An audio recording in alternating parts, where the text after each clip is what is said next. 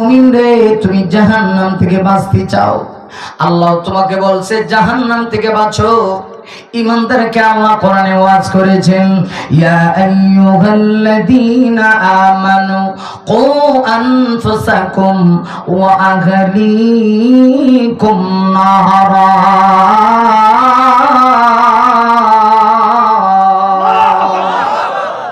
আল্লাহ কয়, ঈমানদাররা তুমি তোমার নিজেকে, তোমার পরিবারকে জাহান্নামের আগুন থেকে বাঁচাও। আরে ওই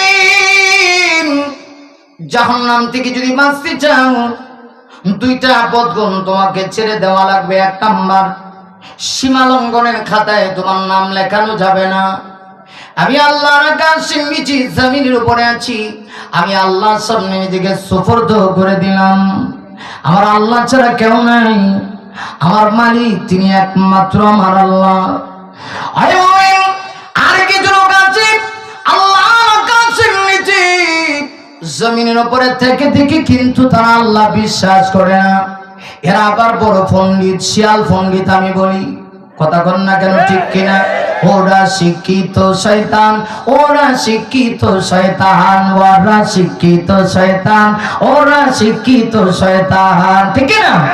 দুর্নীতির আখড়ায় বসে, দুর্নীতির ওই আখড়ায় বসে জাহির করে জ্ঞান, কম দিয়ে কামায় টাকা, আবার ধরে সাধুর বান। ওরা শিক্ষিত শয়তান, ওরা শিক্ষিত শয়তান, ওরা শিক্ষিত শয়তান, ওরা শিক্ষিত শয়তান, ঠিক না?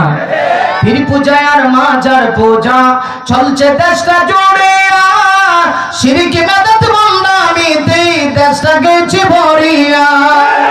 আস্তে কোন কাজ তো, পীর পূজায় আর মাজার পূজা চলছে দেশটা জুড়ে, শিরকি আর বন্দামিতে দেশটা গেছে ভরিয়া। আমি মাজার করে হাজার আমি গঙ্গা টেনে দেখায় ওরা খাজার শান। ওরা শিক্ষিত শয়তান, ওরা শিক্ষিত শয়তান, ওরা শিক্ষিত শয়তান, ওরা শিক্ষিত শয়তান। আসেনি?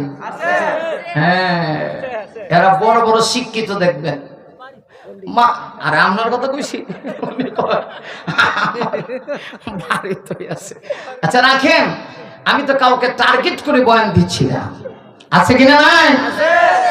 আহা আফসোস, আক্কে আহা, মাজারে গিয়ে শিক্ষিত লোক মাজারে গিয়া বাবার সামনে গিয়ে সেজদা দেয়। আপনাদের এলাকায় নাই, অনেক জায়গায় আছে। নিজের বাবারে কোনোদিন আব্বা হয়ে ডাকছে না, এটা কুলাঙ্গার সন্তান, কুলাঙ্গার। কথা বল না কেন? নিজের আব্বারে কোনোদিন আব্বা হইয়া ডাকে না, অথচ বাবার সামনে গিয়ে শুয়ে থাকে। বাবা বাবা কিতা দিত রে, বাবা কিতা দিত। বাবার দরবারে কিচ্ছু নেই, ঠিক কিনা? আছে কিচ্ছু?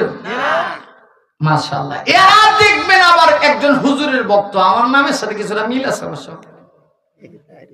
নরসিংদী এক জায়গায় ওয়াজে গেছি, আমারে ঘেরাও করে নিয়েছে চতুর্দিকে, রান্দা মান্দা দিয়া, ডেগার ডুগার দিয়া, কথা হিসেবে ভরিয়ে। আমি কইছি নামে ভুল করতেছেন, কথা কথা বলছেন না, নামে ভুল করতেছেন। কোন নামে বললাম আপনি তাহির হুজুর বেরেন, আমি বললাম না আমি তাহিরি না, আমি তাহিরপুরি। কথা বল না কেন? সারা দেশে ওয়াজ করলো, এলাকার ঠিকানাটা কিন্তু রাখছি, রাখি নাই, তাহিরপুরিটা রাখছি। মানে হেরা মনে করছে এখনো অনেক জায়গায়, কালকেও দেখি যখন আমার নাম ঘোষণা দেয়, এখন এই তাহিরি কইতাছে। সুর শুনে আল্লাহ দন্না বেরে দিয়া, হ্যাঁ হ্যাঁ করে কুত্তা মারা আরেকদল আছে, গেলেন আল্লাহ গায়েব হইয়া, আহ করে একটা গোতা মারা দেখেন, কিন্তু নামাজের খবর নাই। গাঞ্জা নাক দিয়ে বাড়িতেছে, দুই দিক দিয়ে গাঞ্জা বেড়ায়।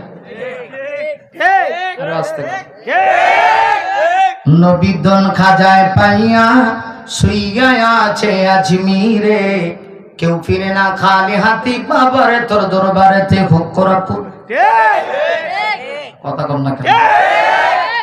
নাফরমান। আল্লাহ কয় তুই গাদ্দার, তুই সীমা লঙ্ঘনকারী মানুষ, তুই জানোস আমি তোকে কত মহব্বত করি। এই পৃথিবীতে যত জিনিস আছে সব কিছু আল্লাহ পাক সৃষ্টি করেছেন, শুধু অর্ডার দিয়েছেন, কোন হয়ে যাও, হয়ে গেছে। আসমান জমিন বানাইতে গিয়া আল্লাহ 7 দিন সময় লাগাইছেন, কিন্তু মানুষ আল্লাহ সৃষ্টির শ্রেষ্ঠ এক জীব। আল্লাহ পাক বলেন তোকে সৃষ্টি করতে গিয়া আমি 10 মাসের উপরে সময় নিয়েছি। সুবহানাল্লাহ, সুবহানাল্লাহ আছে।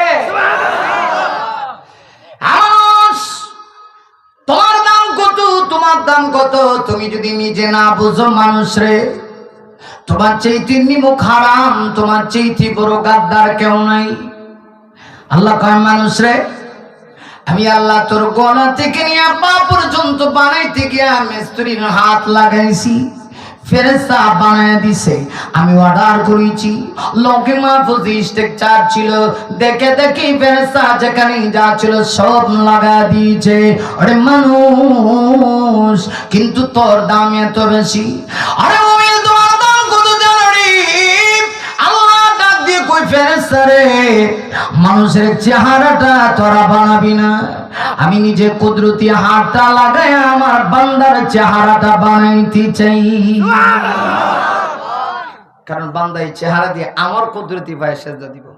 আর হে গে বাবার সামনে গো, বাবা কেউ ফিরে না খালি হাতে, বাবারে তো ধরবে, তোর বাবারে তো কিচ্ছু নাই, ল্যাংটায় ফুলে রইছে কথা কন না, তোর বাপেরই কিচ্ছু নাই, তোর বাপে কি দিত রে?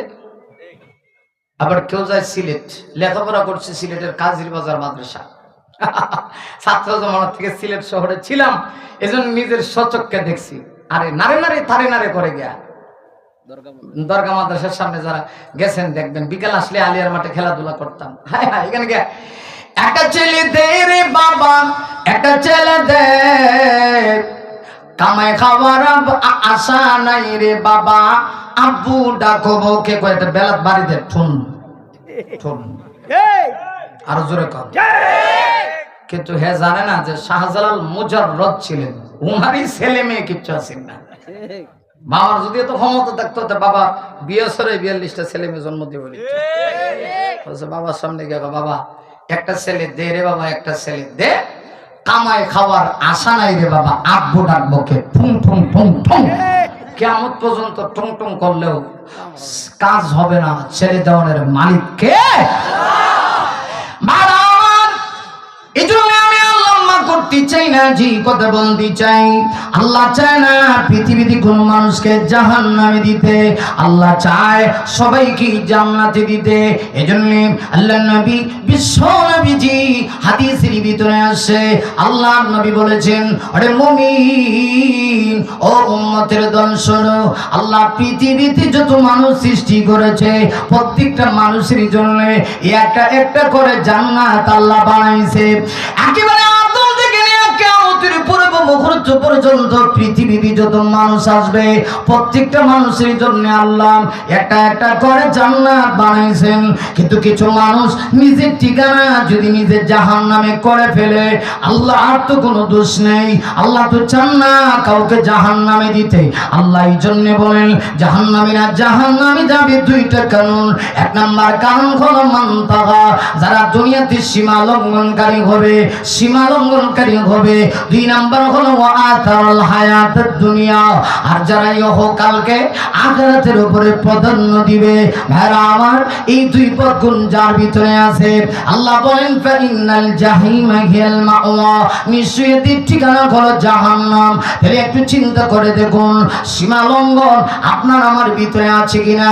সীমা লঙ্ঘন 2 পদ্ধতিতে হতে পারে, একটা হলো আল্লাহর আইন নাই মাইনা সীমা লঙ্ঘন করা হয়ে যেতে পারে, আরেকটা হলো শুধুমাত্র আল্লাহকে মানলে হবে না, আল্লাহকে মানলে হবে না। আপনি যদি আল্লাহর বান্দা নবীর উম্মত হয়ে থাকেন, বিশ্ব নবীকেও আপনাকে মানতে হবে। আমাদের দেশে যে কাদিয়ানির গোষ্ঠী আছে, এরা কিন্তু নবীকে মানে, কিন্তু শেষ নবী মানে না। এরা বলে মুহাম্মদ সাল্লাল্লাহু আলাইহি ওয়াসাল্লাম নবী, কিন্তু তিনি শেষ নবী না। আকীদায় ক্লিয়ার হতে হবে, আপনার আমার নবী শুধুমাত্র নবী তা না, আপনার আমার নবী হলেন সর্বশেষ সর্বশ্রেষ্ঠ নবী। কেউ যদি আমার নবীকে সর্বশেষ নবী মানে না, নাস্তিকেরা, বেঈমানেরা, কাফেররা আল্লাহকে না মাইনা যেমন কাফের হয়েছে, নবীকে যারা শেষ নবী মানবে না এরাও কিন্তু কাফের।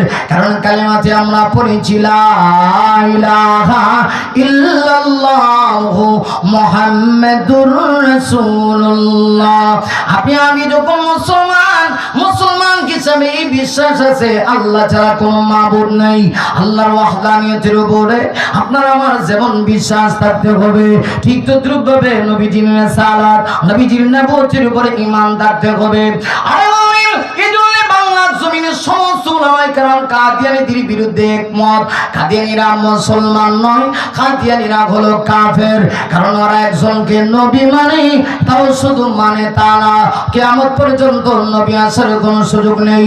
ওরা একজনকে নবী মানে, তার নাম হলো গোলাম আহমদ কাদিয়ানী, পাকিস্তানের পাঞ্জাব এলাকার সেরাক বিবির ফুলা। অসুবিধা হইতেছে? পাকিস্তানের পাঞ্জাব এলাকার চেরাক বিবির ফোলা নাম হলো গোলাম আহমদ কাদিয়ানী। হে বুঝি নবী নাউজুবিল্লাহ কইতেন না, বুঝা যাচ্ছে নির্বাচন ফেলিছে।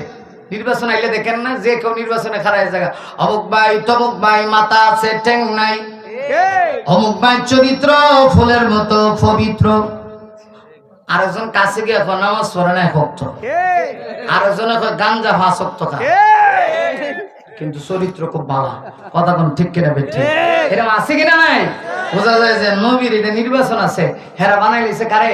পাকিস্তানের পাঞ্জাব এলাকার চেরাক বিবির ফোলা গোলাম মোহাম্মদ কাদিয়ানী। হে বুঝি শেষ নবী। আচ্ছা, নবীদের ব্যাপারে একটা স্পষ্ট মাসআলা বলে যাই, সারা জীবন মনে রাখবেন। নবীদের যে যেখানে মৃত্যুবরণ করেন সেখানেই তাদেরকে দাফন করতে হয়। আপনার আমার নবীজির ইন্তেকাল হয়েছে, ওফাতুন নবী সাল্লাল্লাহু আলাইহি ওয়াসাল্লাম সংঘটিত হয়েছে।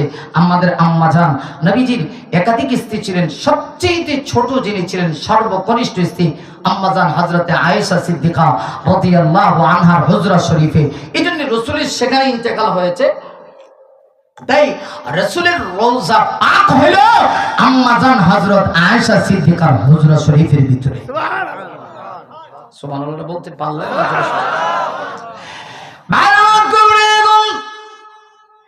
আর কিয়ামতের দিন নবীজি সেখান থেকে ময়দানে মাহশরে উঠবেন। আবার নবী বিশ্ব নবী বলেছেন কিয়ামতের দিন বড় ভয়াবহ হবে। মুমিন রে, ওই দিন তো কেউ কাউকে চিনবে না। দুনিয়ার সামান্য করোনা আসার পরে বাবা তার সন্তানের পরিচয় দিতে রাজি না, সন্তান তার বাবার পরিচয় দিতে রাজি না। তাই যদি হয় কিয়ামতের দিনে অবস্থাটা কেমন হবে? আল্লাহর নবী বলেন যেদিন ইসরাফিল দ্বিতীয়বার সিংহার ভিতরে ফুৎকার বাজায় দিবে। আরে মুমিন শুনো, ওই দিন যে যেখানে মৃত্যুবরণ করেছি সে সেখান থেকে উঠবে। কেউ নদীতে, কেউ খালে, কেউ বিলে, কেউ সাগরে, কেউ মহাসাগরে, কেউ বা গাড়ির চাপায় পিষ্ট হইয়া মারা গেছে। যে যেখান থেকে মৃত্যুবরণ করেছি সে সেখান থেকে ময়দানে মাহশরে আল্লাহর সামনে দাঁড়াবে। বিশ্বনবী বলেন ওই দিন এমন অবস্থা হবে গো, ওই দিন কাহারো গায়ে কোনো কাপড় থাকবে না, একদম উলঙ্গ হয়ে উঠবে, কাহারো গায়ে কোনো কাপড় নেই। আম্মা জান আয়েশা সিদ্দিকা থেকে হাদিস এসেছে, আম্মা জান বলেন ইয়া রাসূলুল্লাহ, আমার এমন অবস্থা যদি হয় কিয়ামতের ময়দানে যদি কাহারো গায়ে কোনো কাপড় না থাকে, আমি যে আপনার স্ত্রী হই, আমার গায়েও কি কোনো কাপড় থাকবে না? রাসূল বলেন অবশ্যই নবী গো, ওই দিন কি কেউ তাকাবে না? আপনার ইজ্জতে কি লাগবে না? আপনার প্রেস্টিজে কি আঘাত লাগবে না? নবী বলেন না, ওই দিন তাকাবে দূরের কথা, প্রত্যেকেই নিজেকে নিয়ে ব্যস্ত। না, শুধু ব্যস্ত তা না, ওই দিন অর্ধেক হাত উপরে সূর্য থাকবে, অর্ধেক হাত উপরে সূর্য। ওই দিন পৃথিবীর সকল মানুষকে 50,000 বছর এক পায়ে দাঁড়ায় থাকা লাগবে। ওই দিনকার অবস্থাটা কেমন হবে একটু লক্ষ্য করে দেখুন। নবী বলেন আদম নবী থেকে নিয়ে ঈসা নবী পর্যন্ত সকল নবীরা তার উম্মতের কথা বলে যাবে, আর হিসাব তো দূরের কথা, কেউ কাউকে পরিচয় দিবে না। আমার নবী বলেন ওই দিন আমি গোলাম শাফাআতে কুবরা। সর্বপ্রথম আমাকে জান্নাতে, সর্বপ্রথম আমাকে রওজায়ে তাহার থেকে আমি যে তোমার হজরায় শুয়ে আছি, শুয়ে থাকবো। আমার ইন্তেকাল পরে, ইন্তেকালের পরে সর্বপ্রথম আমাকে রোজা পাক থেকে ওঠানো হবে। আমাকে সম্মানে জান্নাতি দুইটা রেশমি কাপড় দিয়া দুইজন ফেরেশতা সম্মানের সহিত আমাকে ময়দানে মাহশরে উঠাবে। ওই দিন আল্লাহ এত রাগান্বিত হবে, আল্লাহ কাহার সঙ্গে কোনো কথা বলতে রাজি না। আল্লাহ কাহারই মেজাজ ধারণ করবে।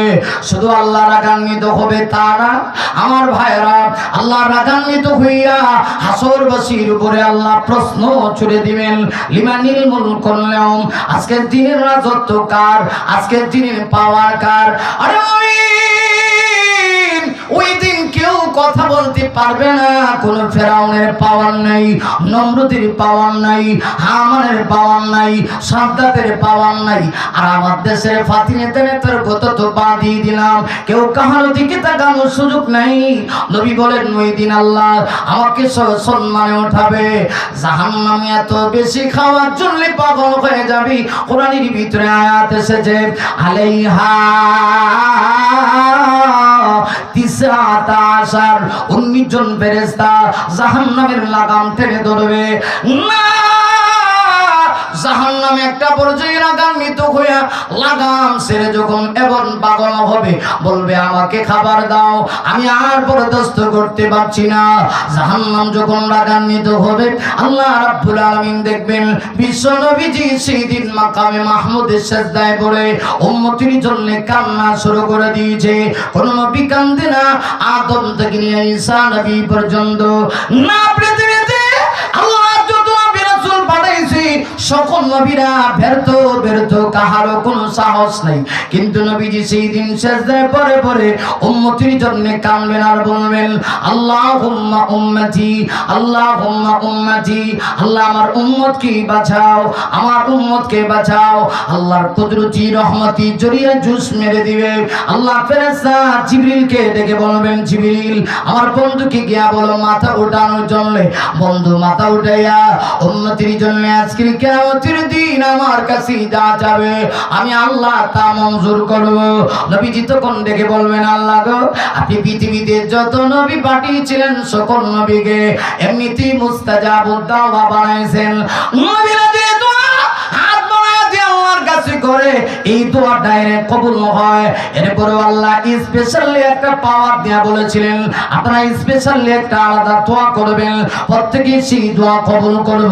নবীরা সেই দোয়া দুনিয়াতে করে ফেলেছেন। আবার নবী তখন বলবেন, আল্লাহ গো, আমি স্পেশাল দোয়াটা উম্মতির জন্য কঠিন ময়দানে মাহশরে রেখে দিয়েছি, আমার উম্মতির জন্য আমি দোয়াটা করব। আল্লাহ বলেন মঞ্জুর করব। বন্ধু বলেন কি চান? আল্লাহ বললেন ঠিক আছে, আমার উম্মতের আমি ফয়সালা চাই। আল্লাহর রাগ গুসা যা আছে সব নরম হয়ে যাবে। এমনকি জাহান্নামও এক পর্যায়ে খাওয়ার জন্য যে পাগল হয়ে গিয়েছিল, জাহান্নামের রাগ গুসা যে বেড়ে গিয়েছিল, হঠাৎ করে আল্লাহর পক্ষ থেকে কুদরতি কিছু পানির ছিটা জাহান্নামে দেওয়া হবে। এইগুলা হলো দুনিয়াতে যারা জাহান্নামের ভয় করে চোখের পানি ছেড়ে দিয়েছিল, আল্লাহর ভয়ে যারা চোখের পানি ছেড়ে দিয়েছিল, ওই পানিগুলি ছিটে দেওয়ার সঙ্গে সঙ্গে জাহান্নামও একটু দুর্বল হয়ে পড়বে। আল্লাহু আকবার কি বলবেন না আমার ভাইরা? নবী বলেন সেই দিন আমি বলবো, আল্লাহ আমার উম্মতের চূড়ান্ত ফয়সালা চাই, আমার উম্মতের ব্যাপারে কি সিদ্ধান্ত? আল্লাহ তখন জবাব দিয়ে বলবেন, বন্ধু গো, আমি আল্লাহ ঘোষণা দিলাম আজকের কিয়ামতের ময়দানে সর্বপ্রথম আপনার উম্মত জান্নাতের ভিতরে ঢুকবে। আপনার উম্মত সর্বপ্রথম জান্নাতে ঢুকবে সকল নবীর উম্মতের আগে, আর আপনি সকল নবীর আগে জান্নাতের ভিতরে ঢুকবেন। সুবহানাল্লাহ, সুবহানাল্লাহ। রাসূল বলেন আমার হাতে থাকবে জান্নাতের চাবি। কোন নবী আমি ঢোকার আগে জান্নাতে ঢোকার কোনো চান্স নাই। ডানে থাকবেন আবু বকর, বামে থাকবেন ওমর, আর উটের লাগাম নবীজি উটির উপরে সওয়ার হয়ে থাকবেন। ওই উটির লাগাম থাকবে কালো সাহাবী হযরতে বেলালের হাতে। সুবহানাল্লাহ। কি বুঝলেন? রাসূল বলেন আমি সর্বপ্রথম জান্নাতের দরজা ওপেন করব, জান্নাতের দরজা খুলব। আমার প্রাণের ভাইরা, তিনি একটু চিন্তা করে দেখেন, আমি আপনি কেউ পৃথিবীতে থাকবো না। আপনার আমার সেই বিশ্বাস থাকতে হবে যে এই পৃথিবী থাকবো না, পৃথিবীতেও একদিন আমি থাকবো না, পৃথিবীটাও একদিন থাকবে না। একদিন পৃথিবীটার পরিসমাপ্তি হবে, একদিন সবাইকে আল্লাহর আদালতে দাঁড়াতে হবে। ঠিক কিনা? জোরে আওয়াজ করে বলুন। তাহলে যে কথা বলছিলাম, আমার নবী যেখানে রওজা পাকে শুয়ে আছেন, রাসূল যেখানে ইন্তেকাল করছেন, সেখান থেকে যদি ওঠেন তাহলে মাসআলা হলো এই, নবীরা যে যেখানে মৃত্যুবরণ করে তাকে সেখানে দাফন করতে হয়। তাহলে আমরা বিশ্বাস করি আমাদের নবী সর্বশেষ নবী, সর্বশ্রেষ্ঠ নবী, এবং আমার রাসূল রওজা পাকে জিন্দা, রাসূল হায়াতুন নবী। কিন্তু কাদিয়ানির গোষ্ঠী ওরা বলে না, ওই পাকিস্তানের কার নাম জানি কইলাম, পাঞ্জাবের নাম কি, সেরাক বিবির ফুলা, একটু কথাটা বলতে পারেন না নাকি আওয়াজ করে? সেরাক বিবির ফুলা গোলাম আহমদ কাদিয়ানি, গোতামাইরে কোন কাদিয়ানি, গোতামাইরে কোন না কা গোলাম আহমদ কাদিয়ানি, সেরাক বিবির ফুলা গোলাম আহমদ কাদিয়ানি। কাদিয়ানি বলে তো ইজ্জত হয়, এজন্য আমি ওয়াজ মাহফিলে আবুল আহাব কই না, আমি কই আবুল আহাবিয়া, ফেরাউন কই না, আমি কই ফেরাউন না। কথা কম না কেন? ঠিক কিনা? গোতামাইরে কইবেন আবু জাহিল্লা, ঠিক কিনা? জোরে বলে। এই পাকিস্তানের পাঞ্জাব এলাকার চেরাক বিবির ফুলা গোলাম আহমদ কাদিয়ানি হে বুঝি নবী, তাহলে হের ইতিহাস জানেন? সে মৃত্যুবরণ করছে কোথায়? বাথরুমের ভিতরে। নাউজুবিল্লাহ লইয়া ভাই জানি, আর জোরে কর নাউজুবিল্লাহ। এত নবী না, আমরা গলা কেটে লইলেও তো এক মুহূর্তের লেগে মানতাম না। আচ্ছা হেরা যেহেতু মানে, হেরার ব্যাপারে মাসালা দিই। হেরা তো হয় নবী, নবীরা যে যেখানে মৃত্যুবরণ করে সেখানে দাফন করতে হয়। তাহলে গোলাম আহমদ কাদিয়ানি বাথরুমে মরছে, বাথরুমের ভিতরেই হামদায় রাখা লাগবো কিয়ামত পর্যন্ত। আর কিয়ামতের আগে বাথরুম থেকে উঠাইতে পারবি না। কথা বল না কেন? ঠিক কিনা? জোরে আওয়াজ করে দাও। তাহলে সীমা লঙ্ঘন দুই পদ্ধতিতে হয়। এক হলো আল্লাহর আইন না মাইনে, আল্লাহকে বিশ্বাস না করে, আর একটা হলো নবীকে বিশ্বাস না করলেও সীমা লঙ্ঘন হয়। ঠিক কিনা? নবীকে সবাই মহব্বত করেননি, ভালোবাসেন? যদি ভালো না বাসেন জান্নাতের আশা করা যায়? যায়? মুমিন হইতে পারবেন? বুখারীতে হাদিস হযরত আনাস রাদিয়াল্লাহু আনহু থেকে বর্ণিত, নবীজি বলেন লা ইউমিনু আহাদুকুম হাত্তা আকুনা হাব্বা ইলাইহি মিন ওয়ালিদিহি ওয়া ওয়ালাদিহি ওয়ান নাসি আজমাইন। তোমাদের ভিতরে একজন মানুষ কামিল মুমিন হতে পারবে না যতক্ষণ না সে আমি নবীকে ভালো না বাসবে। নিজের পিতামাতা, সন্তান, সন্তানাদি, এমনকি পৃথিবীর সব কিছুর চেয়ে নবীকে বেশি ভালোবাসতে হবে। আমি এই কথাটা বলেই আলোচনা ফিনিশিং এ টানতে চাই। মুহতারাম হাজিরিন, ধৈর্যচ্যুতি আপনাদের ঘটাবো না, তবে কেউ নড়াচড়া করবেন না। আমরা কিন্তু বনি ইসরাইল জাতির মতো নবীকে ভালোবাসি না। মুসা নবীর উম্মত এই বনি ইসরাইল জাতি এত বর্বর ছিল, এত বর্বর, হায় হায়। খেয়াল করে দেখেন, মুসা নবী একদিন ডাক দেয়া হয়, এই চলো ফেরাউনের সাথে গিয়ে তোমরা একটু যুদ্ধ করি, ফেরাউনের সাথে যাই। হ্যাঁ যাই, চাচা অসুস্থ, আচ্ছা রাখেন, এই এদিকে দেখান প্লিজ, অ্যাটেনশন আমার দিকে, আমি শেষ করে দিচ্ছি। রাত বেশি হয়ে গেছে না, মানুষের একটু ক্লান্ততা চলে আসছে না, তাই না? শেষ করে দিচ্ছি, শেষ কথাই ঠিক। প্রিয় ভাইরা আমার, বসেন। মুসা নবী ডাক দেয়া কয়, সব তোমাদেরকে নিয়ে আমি একটু ফেরাউনের সাথে গিয়ে একটু যুদ্ধ করতে চাই। বুঝেন নেই? এই জাতি এত বর্বর ছিল, এরা কয় মুসা তুমি আর তোমার আল্লাহ যাও। নাউজুবিল্লাহ, আসতে কয়েন, আরো আসতে কয়েন, আরো আসতে কয়েন।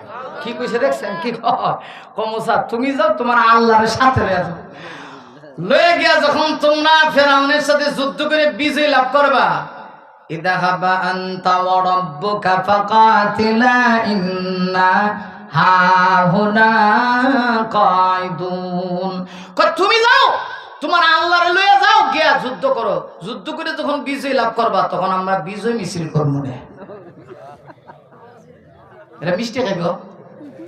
তাহলে আমার দেশে এরকম কিছু আছে, আমরা কিন্তু সেই উম্মত দাবি করি না। যারা দেখবেন নবীর ইজ্জতের উপরে আঘাত আসলে এদেরকে শাপলা চত্বরে ভাবা জানা, কিন্তু জিলাপি যদি একটা কম ভরে রে, টাইম নাই হুজুর, টাইম নাই, আপনি আর আগে দেওয়ার দরকার আছে, আরো আগে। কথা বুঝেন নাই? যাই হোক, জিলাপি যদি একটা কম ফরে তখন দেখবেন মায়ের ধুম ফরে, কেন লাগে জিলাপি কম হইল। কিন্তু রসুলের ইজ্জতের উপরে আঘাত করলে এদেশে কাদেরকে পাওয়া যায়? আমার বিশ্বাস নতুন করে আপনাদেরকে বলার কিচ্ছু নেই। অতএব বুঝতে হবে কারা সত্যিকারের আশিকে রসুল আর কারা আশিকে জিলাপি আর আশিকে মিষ্টি। আল্লাহ পাক আমাদের সবাইকে বোঝার তৌফিক দান করুন। সকলে বলে আমিন। ওয়া আখিরু দাওয়ানা আলহামদুলিল্লাহি রাব্বিল আলামিন। কেন